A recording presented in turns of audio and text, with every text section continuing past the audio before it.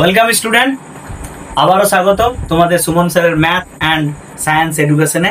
তো আজকে আমাকে অনেক স্টুডেন্ট বলছে যে স্যার আমরা জুলের সূত্র বুঝতে পারছি না। জুলের সূত্র কি? খুব কঠিন, মুখস্থ করতে পারছি না। জুলের সূত্র এত ইজি। আমি ওদেরকে বললাম যে শুধুমাত্র একটা জিনিস তোমরা মনে রাখবে, এইচ ভেরিজেস আই স্কোয়ার আর টি, আর কিচ্ছু না। ব্যাস, হয়ে গেল জুলের সূত্র। হ্যাঁ, হয়ে গেল। কি করে হয়ে গেল না দেখাচ্ছি। জুলের তিনটে সূত্র আছে। বিজ্ঞানী জেমস প্রেসকট জুল, ওনার পুরো নাম হচ্ছে জেমস প্রেসকট জুল। উনি তিনটি সূত্র দিয়েছিলেন যেগুলি জুলের সূত্র নামে পরিচিত। কি কি সেই সূত্র তিনটি? সূত্র তিনটি হচ্ছে, নাম্বার ওয়ান হচ্ছে এইচ ভেরিজেস আই স্কোয়ার যখন আর ও টি স্থির। অর্থাৎ আমরা দেখতে পাচ্ছি যখন এই দুটো লিখছি তখন এই দুটো স্থির রয়েছে।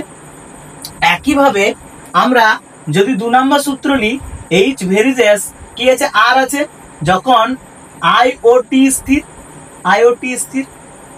তিন নম্বর সূত্র কি, এইচ ভেরিজেস টি যখন আই ও আর স্থির। হয়ে গেল তিনটে সূত্র। কি করে হলো না, থিওরিটা আমরা এখান থেকেই পেয়ে যাবো।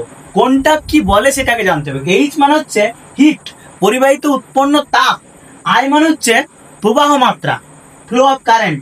আর মানে রেজিস্ট্যান্স মানে রোধ। টি মানে হচ্ছে টাইম। এবারে তোমরা নিজেরাই সূত্রটা বলতে পারবে, মুখস্থ করার তো দরকার নেই এত কষ্ট করে। পরিবাহিত উৎপন্ন তাপ এসব করার দরকার নেই, ইজি।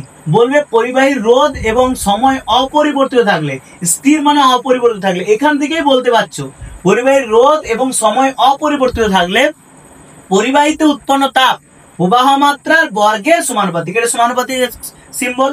একইভাবে সেকেন্ড ল কি বলছে না, যখন প্রবাহ মাত্রা এবং সময় স্থির থাকবে তখন কি হবে না, পরিবাহিত উৎপন্ন তাপ পরিবাহী রোধের সমানুপাতিক। দু নম্বর সূত্র হয়ে গেল। তিন নম্বর সূত্র কি বলছে, প্রবাহ মাত্রা এবং রোধ যদি স্থির থাকে তাহলে পরিবাহিত উৎপন্ন তাপ তার সময়ের সাথে সমানুপাতিক। এই গেল জুলের সূত্র।